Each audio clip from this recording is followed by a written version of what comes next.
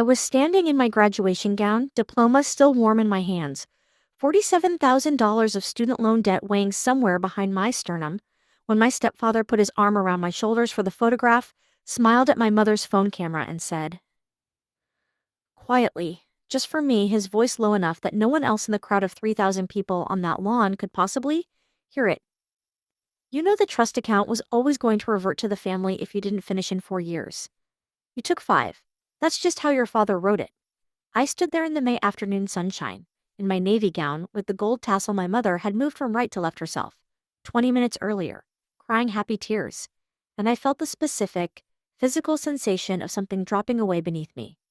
I had borrowed $47,000 over 5 years of college because my stepfather, Gerald, had told me, in my freshman year, that my late father's trust account, the one my father had established specifically for my education before he died when I was 9 years old, had a 4-year completion clause that I had missed by 1 semester, and that the funds had therefore been legally redirected back into the family estate. I had believed him. I had taken out loans. I had worked nights and weekends. I had graduated in 5 years instead of 4, because of a medical leave I'd taken in my sophomore year after a car accident that had kept me out of school for an entire semester. A leave that had been approved by the university, documented in full, and that I had genuinely believed, based on everything my stepfather told me, had cost me my inheritance. What Gerald said to me on that graduation lawn was designed, I realized in that moment, to be the last word on the subject.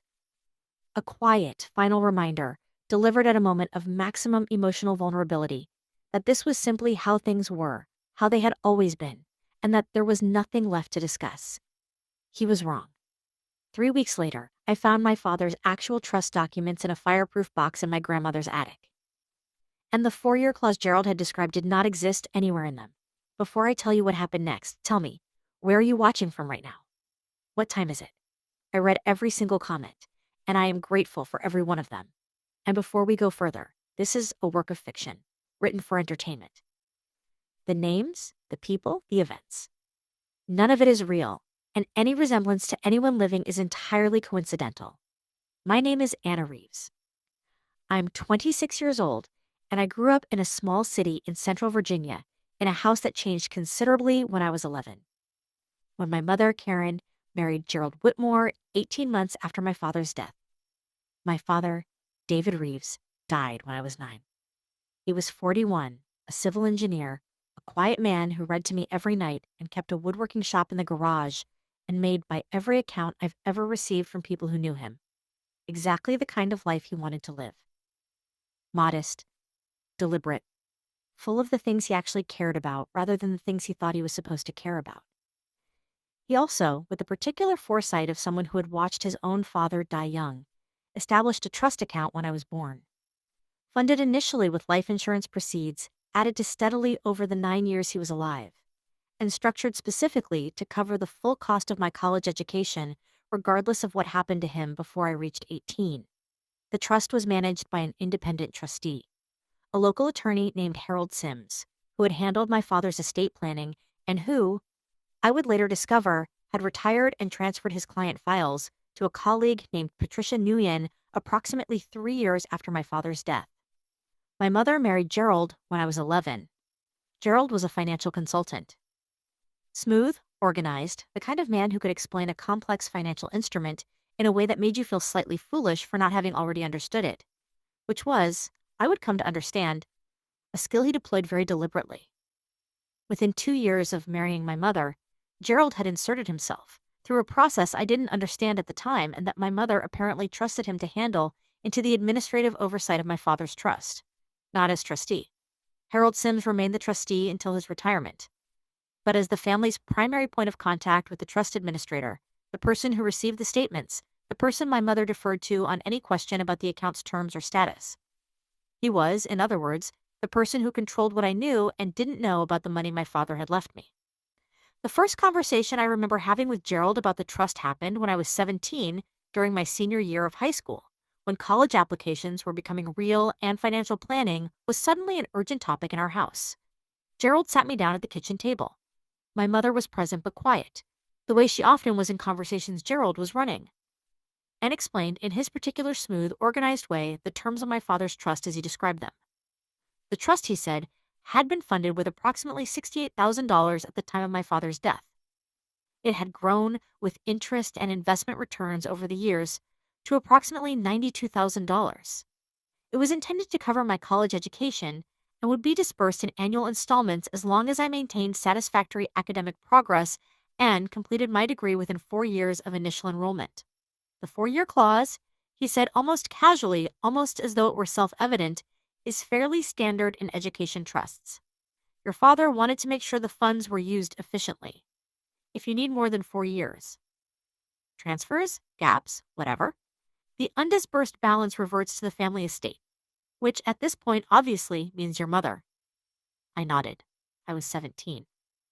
I had no particular reason to question what my mother's husband was telling me about my own father's financial planning. I knew my father had established a trust. I had always known that. The specific terms Gerald was describing sounded plausible. I had no framework to evaluate whether they were accurate, and no independent access to the documents themselves. I went to college. I worked hard. I took my classes seriously. And in the spring of my sophomore year, I was in a car accident. Not my fault. A red light runner, a fractured collarbone, and a mild concussion that kept me out of classes for 11 weeks. And the university granted me a medical leave for the remainder of the semester. I called Gerald from the hospital to tell him what had happened. His response, which I remember with specific uncomfortable clarity, was, "Anna, that's terrible, and I'm glad you're okay. But you need to understand. The medical leave is going to push you past the 4-year window. I'll look into whether there's any flexibility in the trust language, but I want you to be prepared for the possibility that the remaining balance may revert. You should probably start thinking about your loan options." He said it gently. He said it, I believed at the time, with genuine reluctance. He sounded like a man delivering bad news he wished he didn't have to deliver. I applied for student loans. I went back to school the following fall. I graduated 5 years after I started. With a degree I was proud of and $47,000 of debt, I had accepted as the unavoidable consequence of a semester-long medical leave and a trust clause I had never read for myself. 3 weeks after graduation, I drove to my grandmother's house. My grandmother. My father's mother, Ruth Reeves, 83 years old, sharp and small and considerably more perceptive than most people gave her credit for, had been at my graduation, seated with my mother and Gerald in the family section, and had watched the photograph moment on the lawn with an expression I had noticed but not fully interpreted at the time. The day I visited her, she made tea, asked about my job search, and then said without preamble in the specific, direct way of someone who has been waiting for the right moment to say something for quite some time, "Anna, I want you to look at something." She led me to the spare bedroom, the one that had been my father's childhood room, still containing his old bookshelf and a photograph of him at perhaps 20 years old, squinting into the sun somewhere I didn't recognize. She opened the closet, pulled a fireproof document box from the shelf, and set it on the bed. "Your father left copies of his important documents with me," she said. "He told me, when he set up the trust, that he wanted someone in the family to have copies of everything. Independent of the attorney. Independent of anyone else. He said, Mom, just keep these somewhere safe, and if Anna ever needs to see them, show her. I should have shown you years ago. I'm sorry I waited." She opened the box. Inside, neatly organized in a manila folder with my name written on the tab in my father's handwriting, was a complete copy of the trust document. Every page, every clause, every schedule, notarized and dated. I sat down on the edge of that bed, and I read it. Every page. Slowly. Twice. There was no 4-year clause. There was no completion timeline provision. There was no reversion clause tied to the duration of enrollment. There was, in fact, a specific provision on page 7. Written in the plain, direct language my father apparently preferred, which was a detail that made me love him freshly and painfully in that moment. That explicitly stated the trust funds were to cover the full cost of Anna's undergraduate education, regardless of the duration required for completion, including any interruption necessitated by medical or personal circumstances beyond Anna's reasonable control. Regardless of the duration required for completion, including any interruption necessitated by medical circumstances. My father had apparently anticipated, with the particular careful foresight of a man who had watched his own father die young, and had spent considerable time thinking about what that meant for the people he'd leave behind, exactly the kind of situation that had occurred, and had written language into the trust specifically to protect me from it. The 4-year clause Gerald had described to me at 17 did not exist, had never existed. had been invented entirely by my stepfather and had been used to redirect $68,000 of my father's money while I took out loans to cover an education that should have been fully funded. I sat on my grandmother's bed with my father's trust document in my hands for a very long time. I called Patricia Nguyen, the attorney who had inherited Harold Sim's files and, therefore, the ongoing administration of my father's trust, the following morning. She answered, and I explained who I was, and there was a brief silence on her end that, in hindsight, I think was the silence of someone realizing a conversation they may have been vaguely dreading for some time had finally arrived. She confirmed, carefully, that she had the trust on file. She confirmed that the trust had never contained a 4-year completion clause. She confirmed that she had, at some point, received communication from Gerald representing that I had chosen not to pursue higher education.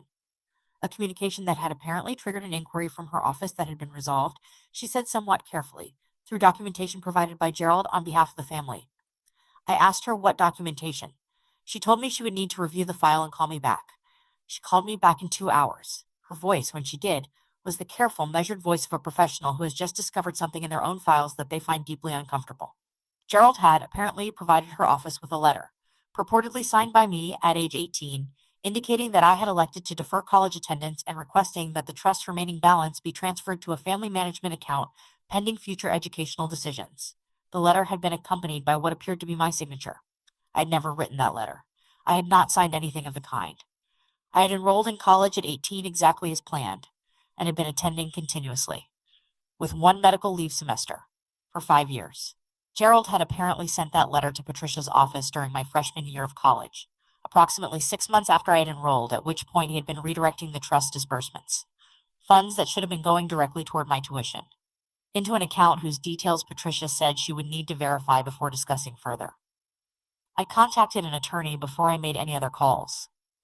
Her name was Sandra Okafor, a sharp, methodical woman who specialized in estate and trust litigation and who, upon reviewing the documents I brought her, including my grandmother's copy of the original trust, the fraudulent letter Gerald had apparently submitted to Patricia's office, and the university's complete financial records showing my enrollment, my medical leave documentation, and my loan history, looked up from the folder after perhaps 20 minutes of reading and said with the specific, contained directness of someone choosing their words carefully, "Anna, what you've brought me here is a very clean fraud case. The forged signature, the false representation to the trustee, the redirection of funds. This isn't complicated legally. It's just deeply unpleasant." I told her I understood. She told me we had two paths: civil recovery, which would focus on recovering the redirected trust funds plus damages, and a criminal complaint, which would go to the district attorney and could result in fraud and forgery charges against Gerald. I told her I wanted both. The civil case moved first because the documentation was straightforward and the evidence trail. The original trust document, the forged letter, the university records, the financial account the trust funds had been redirected into, which turned out, after forensic accounting, to be a joint account Gerald had established in his and my mother's names, was unambiguous. Gerald's attorney, in the initial response, argued that Gerald had acted on my behalf based on what he understood my intentions to be, and that any miscommunication about the trust terms had been inadvertent. Sandra's response to that argument in the courtroom was approximately 4 minutes long and consisted almost entirely of reading aloud, in sequence, the specific language for my father's trust, regardless of duration, including medical circumstances, followed by a line-by-line comparison with the forged letter Gerald had submitted to Patricia Nguyen's office, followed by the forensic handwriting examiner's report confirming that the signature on that letter was not consistent with my authenticated signature samples. The judge sustained our position on every major point. Gerald was ordered to repay the full redirected trust balance, $68,000, plus 14 years of compound interest at the rate specified in the trust document, plus legal fees, a total, when calculated, of just over $119,000.